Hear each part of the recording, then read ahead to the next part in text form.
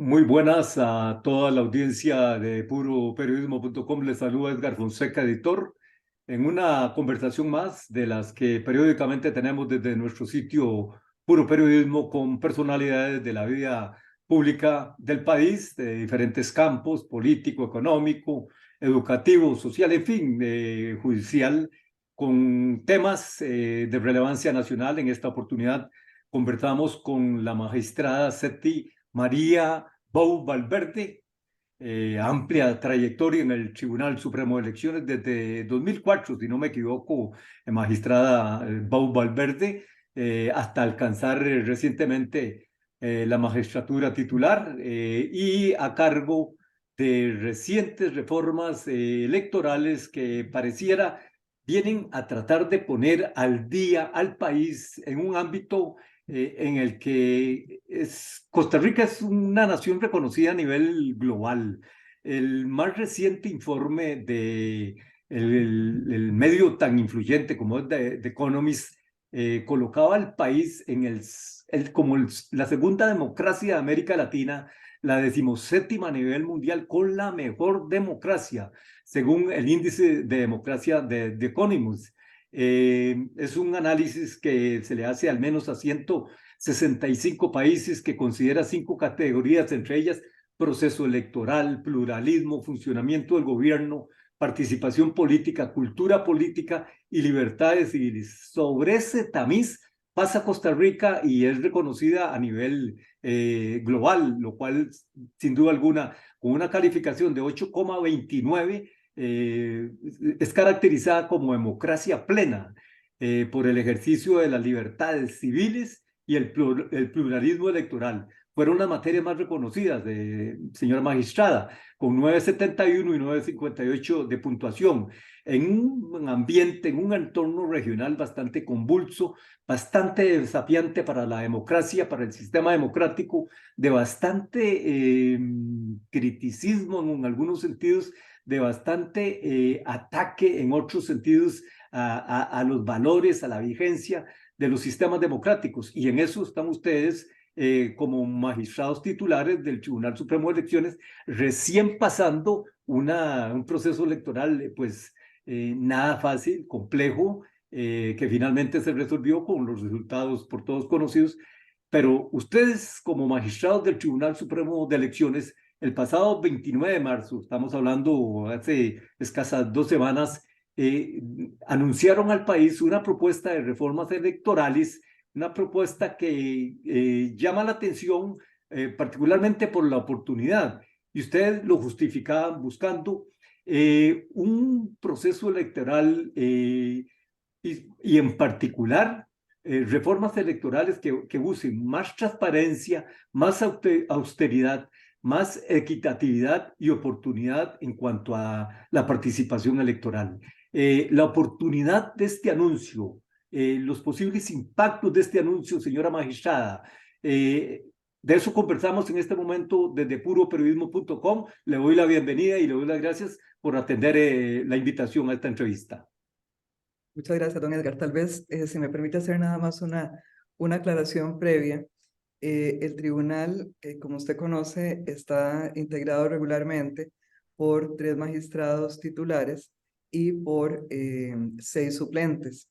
Cuando se da los procesos electivos, se integra con 2 magistrados adicionales de los suplentes, son electos por la Corte y se integran como titulares. Entonces, digamos, yo en el 2004 fui designada como magistrada suplente y todavía, digamos, me mantengo en esa condición. Lo que pasa es que sí me ha tocado integrarme o incorporarme como magistrada titular para el proceso 2010, que estuve ahí para la presidencial y luego la municipal, y luego me tocó también para las elecciones del 2018 como titular. Y como, digamos, suplente en ejercicio, me ha tocado incorporarme cuando han renunciado los últimos 2 presidentes del tribunal, cuando don Edgar, eh, perdón, estoy enredada, cuando se dio la primera renuncia, estábamos en puertas del referéndum. En ese momento me tocó incorporarme para sustituir al magistrado Fonseca y estuve un periodo como de 4 meses y medio, 5 meses y medio. Afrontamos toda la primera parte del referéndum hasta la convocatoria a, a la elección. Y en ese momento se incorporó como titular don Max Esquivel. Ahora, a raíz de la renuncia del magistrado Sobrado, también por rifa, porque eso se hace un sorteo acá en el tribunal entre los suplentes, me tocó incorporarme. Entonces me tocó incorporarme en diciembre para el proceso electoral que estaba en curso y manejé con el resto de los magistrados titulares el proceso electoral. Pasado ese proceso, seguí hasta este momento, ¿verdad? Entonces, es un proceso, digamos, complejo el que tiene el tribunal con sus integraciones. En este momento todavía no se ha designado el magistrado titular que va a sustituir a don Luis Antonio. Yo estoy participando junto con otros magistrados suplentes en ese proceso, pero todavía no lo he elegido. Entonces, le aclaro nada más ese punto de que estoy en esa situación cambiante digamos que se intercala el tema de magistrada suplente como magistrada titular y luego regresa uno como magistrada suplente, pero la experiencia la he tenido durante todo este periodo con elecciones muy difíciles, porque no solo esta que recién pasada nos tocó enfrentar de ahí también la elección del 2018 que fue muy, muy compleja y así estamos en esto. En nuestros respectivos ámbitos, la situación no es fácil, hay momentos muy complejos, así es que, pero nada más esa aclaración. Ahora, en cuanto al aspecto de las reformas en sí, el tribunal, cuando en el 2009 se logró que aprobaran el Código Electoral, esa sí fue una reforma, digamos, integral, que se había gestado por 9 años. Durante 9 años había estado el tribunal y la Asamblea Legislativa debatiendo sobre el proyecto de reformas que había presentado el tribunal. En ese momento había una comisión especializada que fue la que asumió y al final se logró sacar. Ahora, con este otro proyecto que presenta, son en realidad 4 proyectos que presenta el tribunal, lo que se busca también es que pues, se pueda abrir el debate y se tiene la esperanza de que se dé la aprobación de estas reformas tal y como las planteó el tribunal.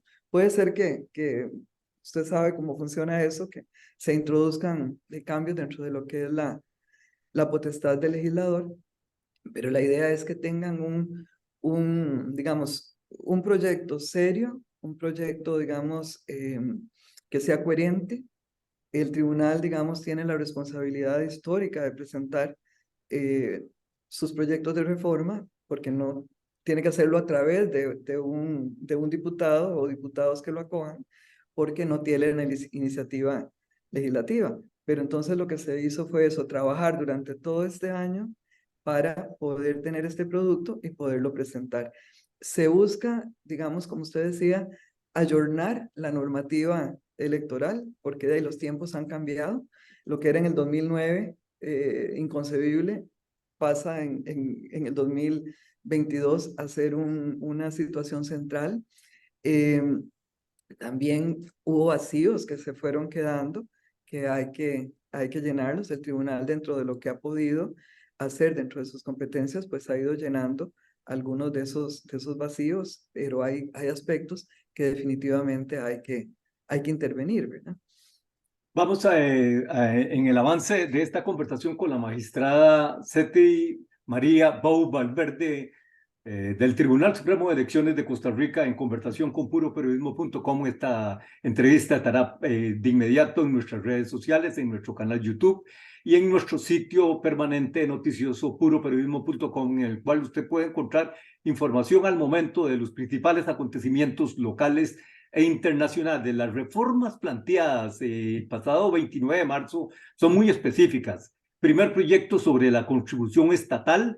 Segundo proyecto sobre el financiamiento de los partidos políticos.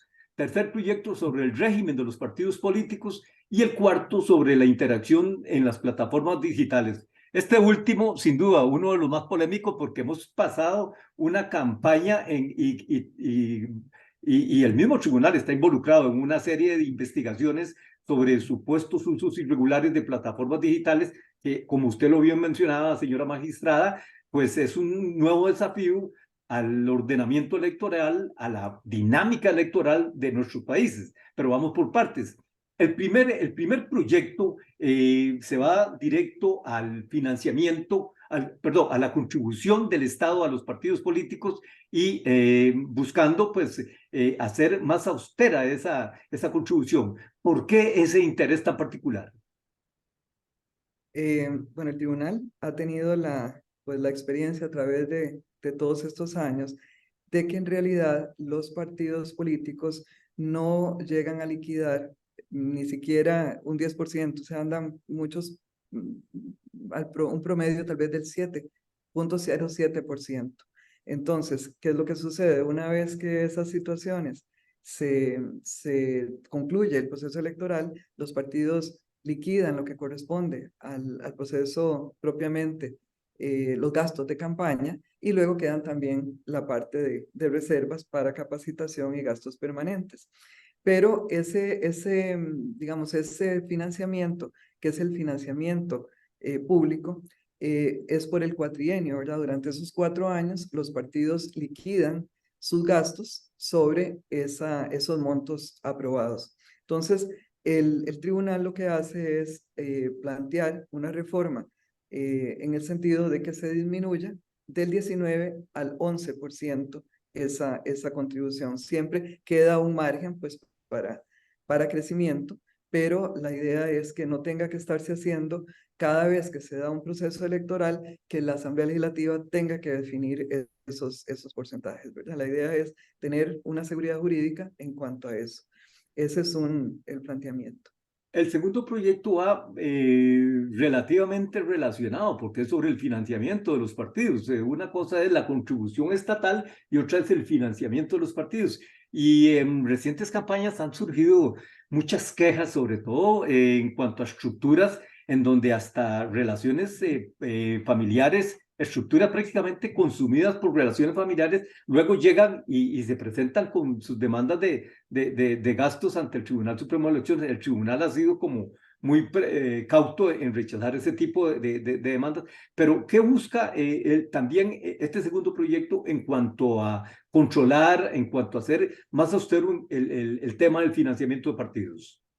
Yo creo que ahí estarían conectados la parte de la austeridad con la parte de la transparencia, ¿verdad? Yo creo que es importante que los partidos políticos son esenciales para nuestra democracia. No es el número, o sea, el número, el tribunal no piensa que se tenga que limitar el número de partidos políticos. Puede ser que sean muchos, pueden ser que sean pocos, pero lo que se busca es que sean partidos reales, que sean realmente partidos que tengan una base, eh, digamos, territorial y una base, digamos, humana, que realmente sea para que puedan ser los intermediarios entre la base electoral y los puestos a los que se aspira, ¿verdad? Entonces, eso tiene que ver precisamente con esa idea de fortalecimiento de los partidos políticos. Por eso yo le decía que va todo conectado, ¿verdad? Porque por una parte, se ha escuchado críticas que se han hecho al proyecto en el sentido de que al adelantar financiamiento,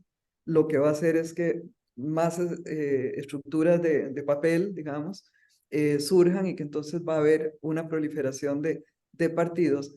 Pero si uno analiza esto con las otras reformas, en realidad se ve que lo que se busca es, por un lado, fortalecer los partidos y por otra parte, dotarlos de recursos para que puedan participar de manera oportuna, tengan sus recursos para poder constituir una oferta al electorado, ¿verdad? Porque si la exposición inicial de los partidos no se da, pues el electorado tampoco sabe quiénes son los que pueden estar compitiendo a la hora de solicitar sus votos, ¿verdad? Entonces, esa idea es buscar que los partidos sean estructuras, digamos, reales y que puedan permanecer en el tiempo, que es lo que se busca, ¿verdad? Que tengan gastos digamos, de capacitación para sus legionarios, gastos, digamos, para poder cubrir sus gastos entre campaña y campaña, ¿verdad?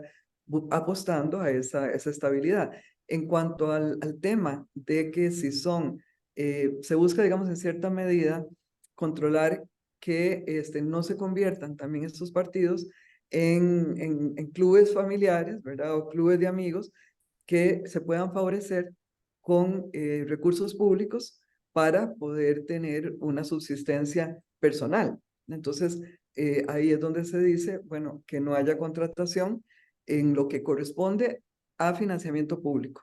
En financiamiento privado es otra historia, pero que en financiamiento público no puedan contratar los partidos servicios con los miembros de su comité ejecutivo superior, ni con parientes, ni con sociedades que estén relacionadas con ellos. Eso lo que busca precisamente es esa parte, digamos, de transparencia, pero también de que sean partidos que no sean grupitos cerrados, sino que en realidad haya una base electoral. No sé si con... Puroperiodismo.com, en esta entrevista con la magistrada Seti María Bou Valverde del Tribunal Supremo de Elecciones de Costa Rica en el análisis de recientes reformas planteadas para tratar de actualizar, de poner al día la legislación electoral que pasará por el tamiz legislativo, por el tamiz constitucional en su momento. Y usted mencionaba, magistrada Bou Valverde, buscan incidir en el tema transparencia, y es algo de lo que está reclamando más la sociedad, el aspecto de la nitidez de los gastos, de las estructuras. Al fin y al cabo, magistrada, lo que yo interpreto es que aquí ustedes pretenden con este tipo de reformas evitar abusos. Correcto, correcto. Por una parte, evitar abusos y por otra, que realmente los partidos cumplan la función que les asigna la constitución política y las leyes, ¿verdad? Entonces, nosotros tenemos un régimen donde hay un monopolio de los partidos políticos para acceder a los puestos públicos. O sea, necesariamente tenemos que pasar por los partidos políticos. Entonces, lo que se busca, por una parte, es fortalecerlos, darles esos recursos de manera oportuna, pero por otro también buscar que haya transparencia y que haya en realidad una oferta real hacia el electorado. Conversamos desde puroperiodismo.com en San José, Costa Rica, con la magistrada del Tribunal Supremo de Elecciones, Seti María Bou Valverde, que forma parte de una propuesta de reformas electorales recientemente planteada ante la opinión pública que irá al ámbito legislativo, que probablemente tendrá el tamiz constitucional en algunas de estas propuestas. Y llamaba la atención, magistrada Bou Valverde, que no solo ustedes incidían o buscan incidir en cuanto es a la contribución estatal, en cuanto es al financiamiento de los partidos, sus estructuras, evitar abusos con relaciones familiares como han surgido y como se han venido a revelar en procesos recientes, sino que ustedes también le entran al tema de la conformación, digamos, de endurecer los requisitos para inscribir nuevos partidos políticos. Tuvimos en las elecciones de 2022 25 agrupaciones en papeletas, o sea, un récord, y 36 para diputados. Uno se metía en el recinto, en el sagrado recinto electoral y pues si tenía clara por dónde iba a ir la escogencia, pues muy bien, pero uno se preguntaba a la vez, ¿y qué pasa con las personas que no tienen una noción clara para votar? El tiempo se agota, es una decisión muy de instantes, y además de eso, se dio en un entorno de denuncias de mucho partido taxi y partido simplemente cascarón, utilizado por algunas personas o grupos para incluso la pretensión de llegar a hacer algún cobro de deuda ante el Estado. ¿Cuál es en particular el objetivo de regular esos requisitos para inscripción de nuevos partidos políticos, señora magistrada? El tribunal ha indicado que se trata de una reforma que no es una reforma, digamos, política. La parte, digamos, hay una parte de reforma política que corresponde, digamos, más que otra cosa, plantearlo a los señores y señoras legisladoras o a los mismos partidos políticos a través de sus legisladores sobre componentes, digamos, políticos. pero el tribunal sí se centró en lo que es la parte de la reforma en cuanto a requisitos para inscripción y en cuanto también a requisitos para permanencia. Porque el asunto es que es tan fácil, de acuerdo con digamos, las normas actuales, inscribir un partido, que basta con que se reúnan, digamos, como decíamos nosotros, cuatro gatos, ¿verdad? Cuatro personas, muy poca gente, a formar ese partido.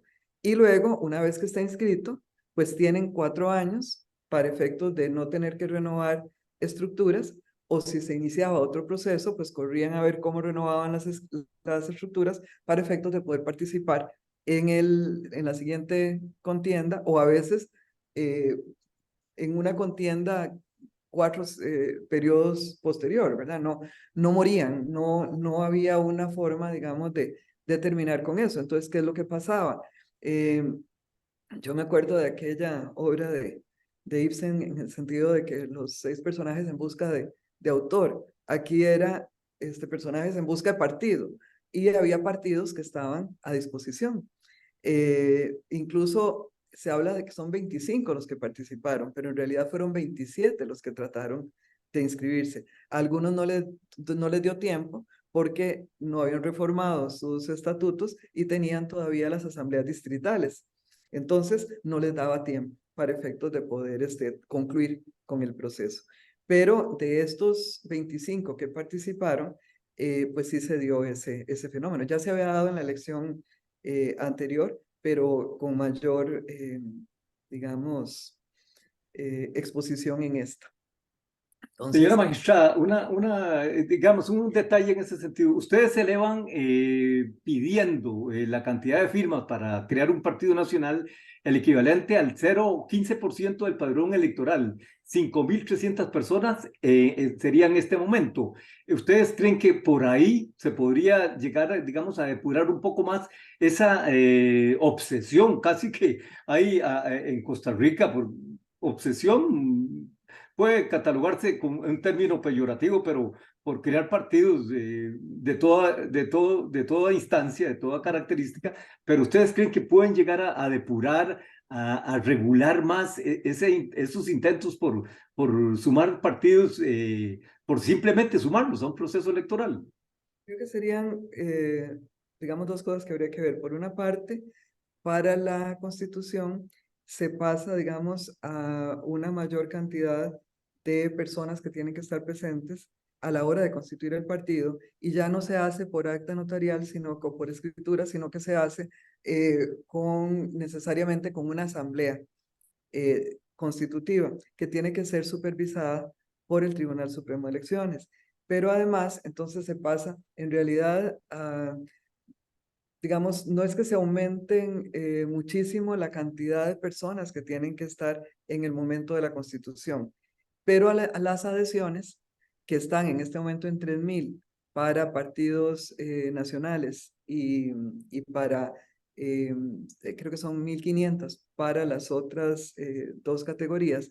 ¿Qué es lo que sucede? Que ahora ya va a tener que ser porcentual para la nacional, como menciona usted, 53.000 y resto de electores, y para las otras 2, digamos, categorías provinciales y cantonales, también se va a aplicar ese porcentaje.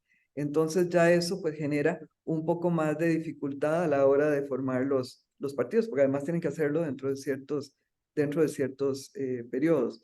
Y además, después de que se genera esto, sí se tiene que protocolizar el acta de esa asamblea. Entonces ahí, por ahí está. Pero adicionalmente tienen que adjuntar esta cantidad porcentual de adhesiones. Entonces, pues sí se genera. No se busca, digamos, generar trabas de inicio para efectos de que haya partidos que no se puedan inscribir, aunque realmente busquen ser una oferta real frente al electorado, pero sí se están aumentando esos requisitos. Eso en cuanto al inicio. Y luego, en cuanto a la permanencia, es el otro aspecto, porque se establece, digamos, la posibilidad de que se suspenda, se congele, digamos, a los partidos que no renueven sus estructuras dentro del año siguiente a que venzan. Y si no lo hacen, pueden ser desinscritos, o sea, se establece una causal de desinscripción. Entonces, ya ahí tenemos que durante ese periodo de 4 años, esos partidos que lograron inscribirse, pues van a tener que procurar, digamos, funcionar como partidos reales para efectos de poder participar en el siguiente periodo. Eso además unido al tema de que los partidos que obtengan financiamiento, pues no van a poder mantener indefinidamente, digamos, sus reservas, fondos públicos congelados, a pesar de que sean partidos que ya no estén operando, porque el tribunal había interpretado en algún momento que eran 10 años, pero ahora se reduce a 4 años. Entonces, con esto, si no se logra renovar estructuras y no se logran, digamos, liquidar los gastos correspondientes, pues esos fondos van a pasar al erario público. Entonces, como yo le decía, son reformas que no las puede uno ver, digamos, en forma aislada. Lo que busca el tribunal es que se vean en forma integrada, porque por donde se afloja un poquito, se está socando por otro y se están estableciendo requisitos en el ínterin, ¿verdad? Entonces, por ahí es por donde va esa idea.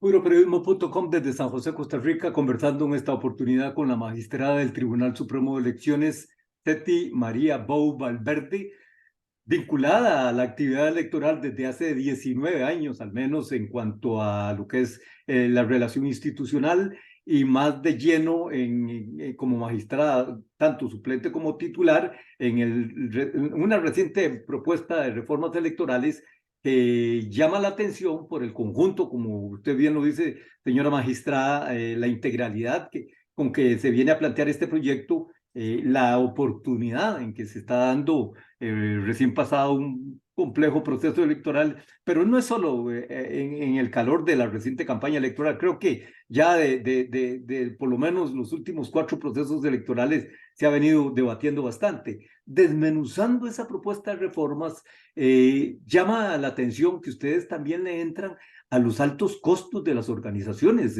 partidistas, y en ese sentido ustedes buscan fijar un top del 15% de fondos para organización y capacitación. ¿Cuál es el sentido de fondo de esta reforma? ¿Qué pretende, qué busca en cuanto a la operación de los partidos y en cuanto a la sanidad del proceso electoral per se? La parte, digamos, de capacitación, el tribunal siempre la ha visto como central. Digamos, ya no solo lo que es la parte que pueda el tribunal desde su Instituto de Formación y Estudios en Democracia realizar, sino lo que puedan los partidos realizar para efectos de poder formar digamos, a sus legionarios, pero también a sus estructuras internas. Esa parte es fundamental, pero es fundamental también que los partidos cuenten con fondos durante ese cuatrienio para poder pagar sus oficinas, para poder contratar servicios, para poder, digamos, perdón, realizar toda su operación como partidos. Fuera de eso, sí el tribunal pues ha notado a través de los años como, digamos,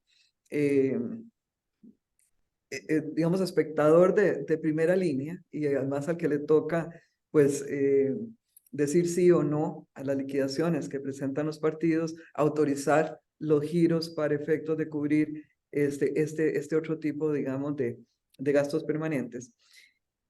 Que los partidos, a la hora, digamos, si usted establece los gastos de campaña pensando en cubrir con financiamiento público y privado lo que va a ser su participación durante ese periodo propiamente de campaña, eh, pero empezaron digamos, a establecer porcentajes muy altos en lo que correspondía a la parte, digamos, de capacitación y de gastos permanentes. Entonces, el partido, aunque obtuviera pocos votos y no pudiera, digamos, tener acceso a la totalidad de lo que podría haber liquidado como gastos de campaña, o haber gastado y liquidado, resulta que dejaba esos fondos para irlos utilizando conforme pasaban los años. Entonces ahí se daba un poco esto que usted mencionaba antes de contratación de familiares o de, digamos, establecer, se convertía, digamos, en un atractivo negocio familiar o de ciertos grupos. Entonces, a la hora de ver cuánto realmente liquidaban los partidos por estos gastos permanentes y de capacitación, pues el porcentaje es muchísimo más bajo que los altos porcentajes que ellos establecían. Entonces, al fijar un 15% que se busca, por una parte, controlar esto, que haya más austeridad, pero también que usen eficientemente los recursos, ¿verdad? Si se gastan eficientemente, es un porcentaje muy importante para poder realmente subsistir durante esos 4 años hasta el siguiente periodo electoral en que vuelven. Y en ese momento ellos pueden cambiar los porcentajes. Ya se pueden dar cuenta, bueno, en realidad sí necesitamos un porcentaje mayor en esto o lo otro, pero siempre dentro de ese 15%. Conversamos desde puroperiodismo.com en San José, Costa Rica, con la magistrada del Tribunal Supremo de Elecciones, Seti María Bou Valverde, en un análisis sobre las recientes reformas electorales planteadas por el tribunal, que serán elevadas a conocimiento de la Asamblea Legislativa y probablemente de Sala Constitucional en su respectiva oportunidad, sobre la oportunidad, sobre la profundidad, sobre la lógica y las implicaciones de estas reformas. A los controles que buscan austeridad, que buscan transparencia, que buscan un financiamiento más equitativo de los distintos partidos políticos en el país, ustedes también tienen que, pues, y lo están viviendo y lo están desarrollando en una serie de procesos que siguen pistas de posibles irregularidades y anomalías con posibles o supuestas estructuras paralelas de financiamiento. Ustedes también enfrentaron en semanas recientes, en meses recientes, negativas institucionales a dar información requerida por el Tribunal de Elecciones. Y en esta reforma, uno de los puntos que ustedes plantean es la obligatoriedad de las oficinas públicas de suministrar al Tribunal Supremo de Elecciones información relacionada con la actividad financiera de quienes intervengan en la dinámica económica de los partidos. Puntualmente, uno de los bancos del sistema nacional se negó inicialmente a entregarles a ustedes una información que el tribunal consideraba clave dentro de los procesos que ustedes siguen. ¿Qué busca una propuesta como esta en particular? Tal vez aquí voy a también a aclarar otro aspecto. El tribunal, y eso mucha gente no lo conoce o no lo maneja, es que el tribunal tiene, digamos, una faceta como administración electoral y otra como juez electoral. Entonces, digamos, a nivel de administración electoral, en lo que corresponde digamos, a la dirección digamos, electoral y de financiamiento de partidos políticos, y ahí está la parte digamos, del departamento de financiamiento. Ellos, digamos, actúan como administración y existe la posibilidad de que ellos requieran información, ¿verdad? Pero resulta que si no le dan la información al departamento de financiamiento o a la dirección, tiene que intervenir el tribunal ya no como administración, sino que tiene que acudir como juez de la República. Y entonces ahí es donde puede incluso recurrir, que lo hizo por primera vez en la historia, a solicitar el levantamiento del velo, digamos, corporativo, el levantamiento del secreto bancario, para efectos de que se le diera la información que requería la administración electoral para seguir adelante con su investigación, que no es una cuestión de ocurrencia, es una obligación que tiene por ley de hacer esa investigación. Entonces, para, digamos, evitar estos atrasos que pueden ser y estas fricciones que se puedan generar o esta situación de que tenga que intervenir ya el tribunal como juez de la República para requerir esa información, es que se busca que quede ya no por resolución del tribunal, sino que quede plasmado en una norma legal. Al fin y al cabo es fortalecer la intervención del Tribunal Supremo de Elecciones en la materia y que no haya salidas institucionales esquivas a requerir o a suministrar información que el tribunal está necesitando o está requiriendo en trámites internos, digamos, como los que realiza el Departamento de Financiamiento de Partidos. Correcto, don Edgar.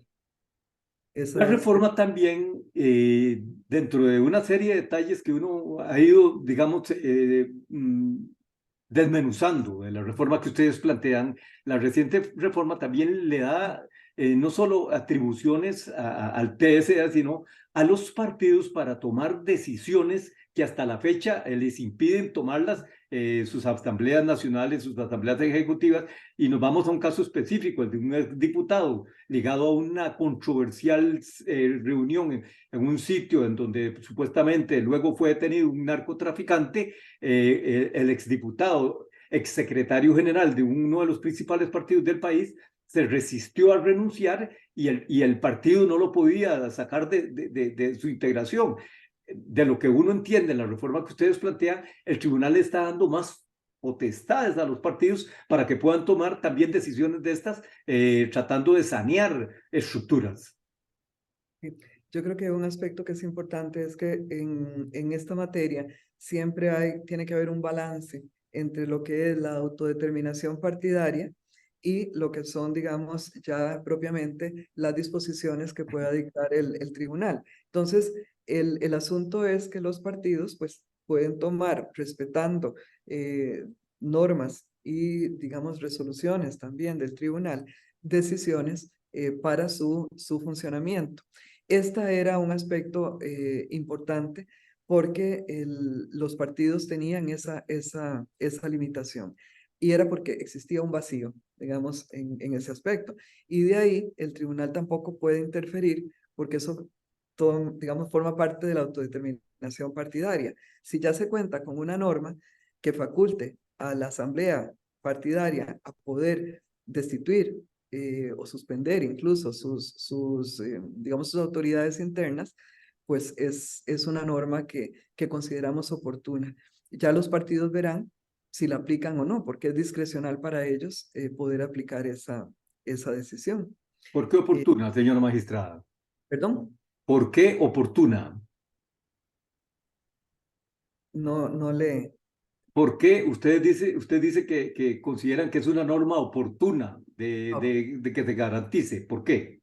Porque también tiene que ver con lo que busca el tribunal en su reforma, que es el fortalecimiento de los partidos políticos, ¿verdad? O sea, usted, por un lado, pues establece requisitos, por otro lado, le establece, digamos, restricciones para efectos de que se mantengan indefinidamente sin operar realmente, y por otra parte, pues también usted tiene que ver cómo los dota a ellos digamos, fortalezas que requieran para poder establecer sus controles internos. Porque imagínese usted que un partido, para efectos de poder tener incidencia digamos, en la vida política del país, también necesita tener coherencia interna. Entonces, a eso es a lo que nosotros, digamos, también apostamos, a ese fortalecimiento a través de darle, digamos, mayores potestades a los partidos para efectos de que puedan incidir en sus estructuras internas y por ende fortalecerse. Puroperiodismo.com en conversación en esta oportunidad con la magistrada del Tribunal Supremo de Elecciones de Costa Rica, Seti María Bou Valverde, quien analiza la serie de propuestas de reformas electorales para poner al día la legislación electoral en una serie de aspectos, en una serie de campos, en particular tendientes a mayor transparencia, a mayor austeridad, pero también yo creo que, y no por citarlo de último, pero sí, o buscar el análisis de último, pero el cuarto proyecto sobre la interacción de las plataformas digitales al cual le entra la reforma electoral planteada por ustedes, yo creo que es particularmente oportuno en las circunstancias que se vivieron, en particular en el reciente proceso que vino a revelar incluso la firma Facebook, Meta, la matriz de Facebook, vino a revelar que efectivamente en Costa Rica se usaron páginas, sistemas, plataformas totalmente falsas, con temas electorales, con incidencia electoral, con una audiencia de no menos de 100.000 o 200.000 personas atendiendo, recibiendo, siguiendo, leyendo, escuchando una serie de informes que fueran ciertos o no, provenían de plataformas de responsabilidad ignorada, plataformas falsas. Y yo creo que aquí entramos en la recta final del análisis de la reforma electoral que plantea el Tribunal Supremo de Elecciones. Aquí hay un tema caliente de oportunidad de vigencia. ¿Cuál es el sentido que buscan ustedes cuando dicen vedas que incluyen los espacios digitales tanto para difusión de propaganda como para sondeos y encuestas, prohibición de propaganda por medio de perfiles, cuentas y páginas falsas o de cuentas administradas por una persona que no es el titular? Se estipulan sanciones para las acciones mencionadas. Perfecto. Yo creo que esta es una, digamos, del planteamiento de reformas que ha generado, digamos, más ruido a nivel digamos, de redes, etcétera, porque no se comprende realmente qué es lo que el tribunal está planteando en la reforma. Me explico.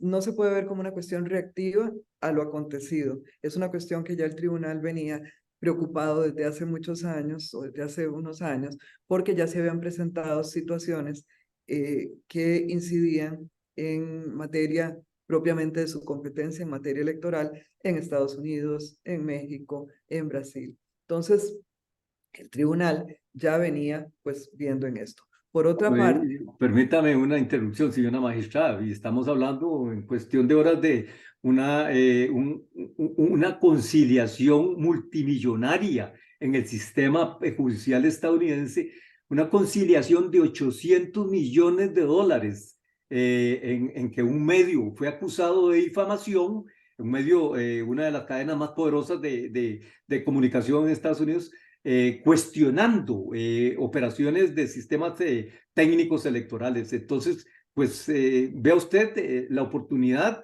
de lo que se está dando en Costa Rica con esta propuesta. entonces el tribunal ya venía con esta idea. Vea usted y yo estamos conversando en un medio digital. Esto hace 20 años no lo hubiéramos coincidido y no, el legislador tampoco lo había previsto. Entonces, ¿qué es el punto? Tema central. Esto refiere a propaganda electoral, que es propaganda pagada.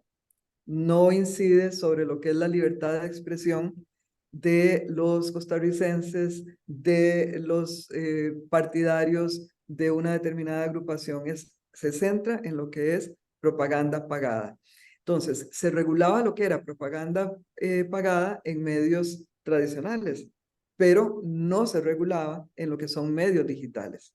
Y ya los medios digitales cuentan con, digamos, contrataciones.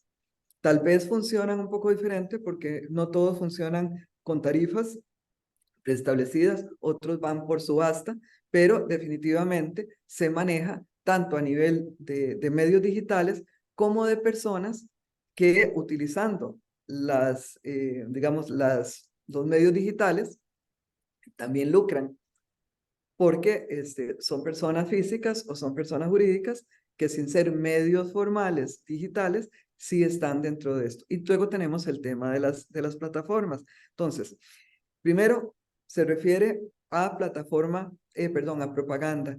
Esto es propaganda electoral pagada, contratada y pagada.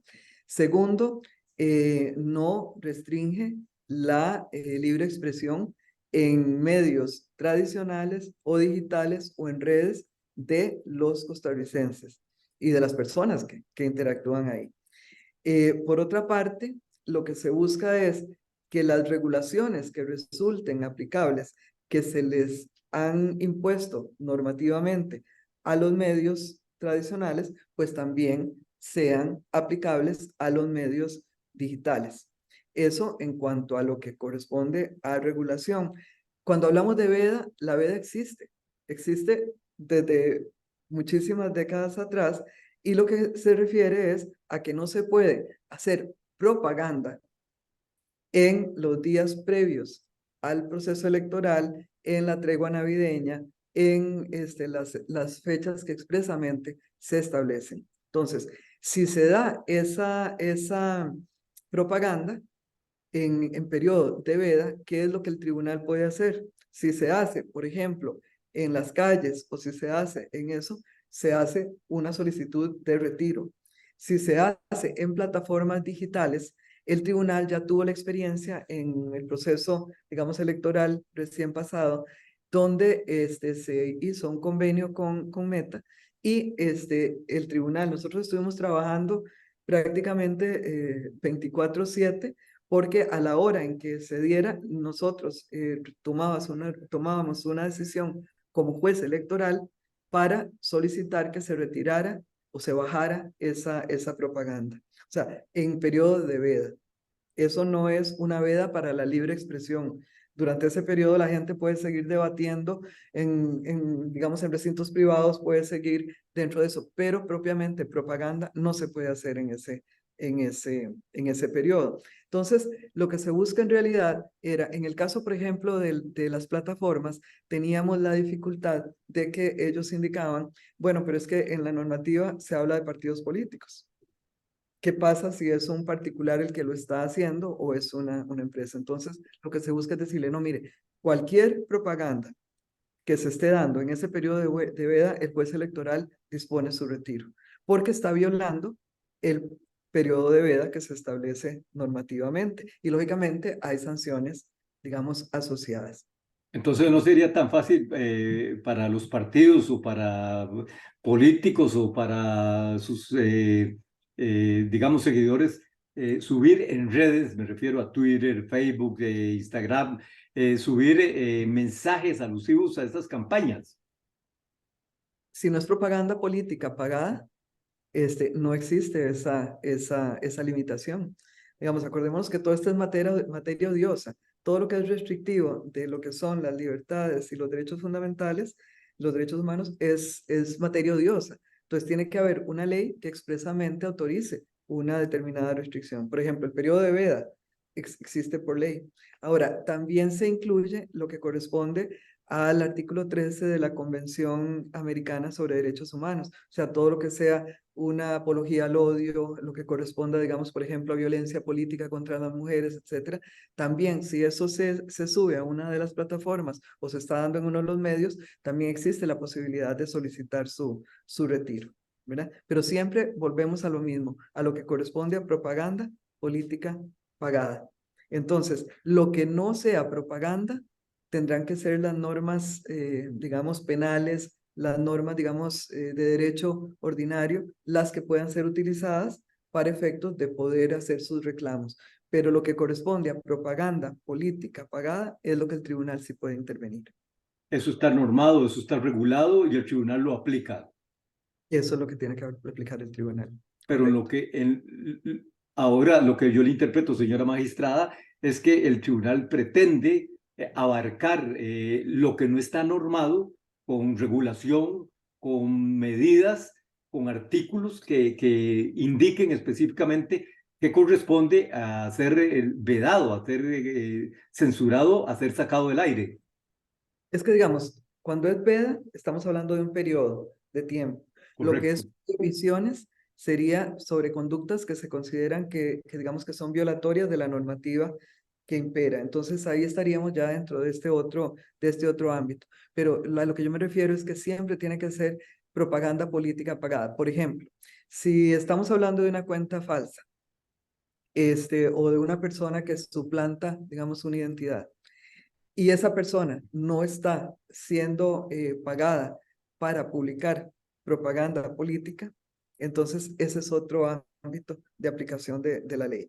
Pero si se da una situación, por ejemplo, como la que se presentó o se hizo pública en meses recientes, donde una de estas personas que utilizaba una identidad que no era la suya, supuestamente percibía un pago, porque así lo manifestó y lo manifestaron, digamos, dentro de la comisión.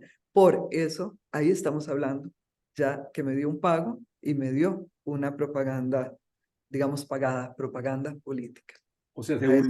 se vulneró la restricción a propaganda política y en periodo no de veda. Exacto, exacto.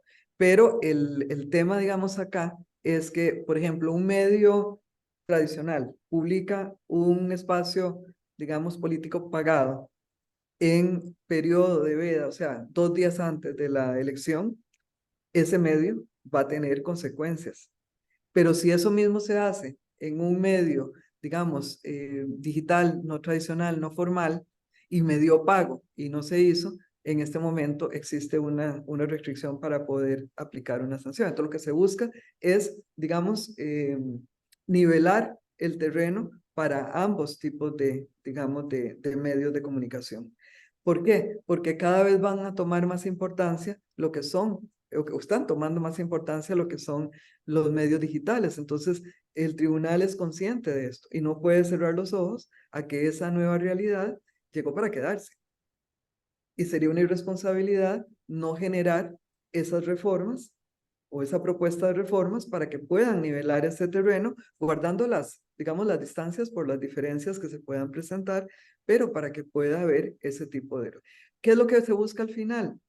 Una protección a la libertad del elector, o sea, que el elector pueda tener, recibir información veraz, confiable, y que sobre esa, digamos, información pueda tomar una decisión al momento en que llegue a las urnas.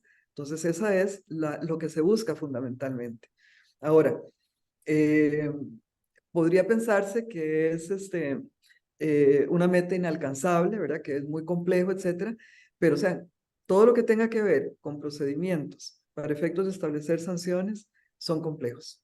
Y se basa en la prueba, se basa en primero que exista norma, que exista prueba, que haya quien denuncie. O sea, hay una serie de factores que podrán limitar los procedimientos, pero que la normativa exista es responsabilidad, digamos, de plantearla por parte del tribunal y de los diputados de poder acogerla. Que es, a eso me refiero en un momentito. El tribunal la presenta, la canaliza a través de la presidencia de la Asamblea, pensando en que la presidencia en realidad es, digamos, la que va a hacer contacto con los jefes de fracción para efectos de poder ir socializando las reformas. Pero a este momento, ningún diputado ha acogido esas reformas para poder plantearlas a discusión. Al plenario. Entonces, estamos todavía, las planteamos y ahí están. Vamos a ver quién o quiénes toman el guante para poder seguir adelante con ese proceso de reformas, porque el tribunal no tiene esa potestad.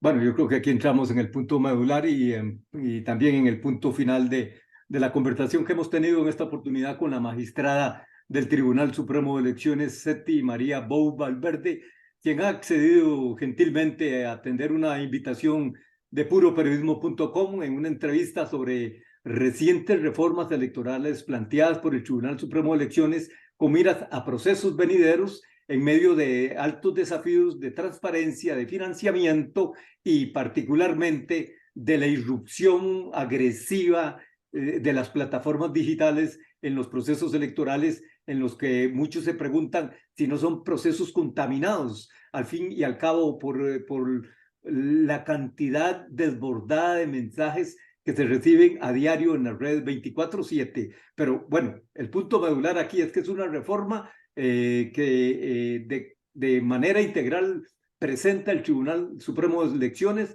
lo presenta ante el poder que tendrá la decisión de aprobar o de rechazar estas medidas.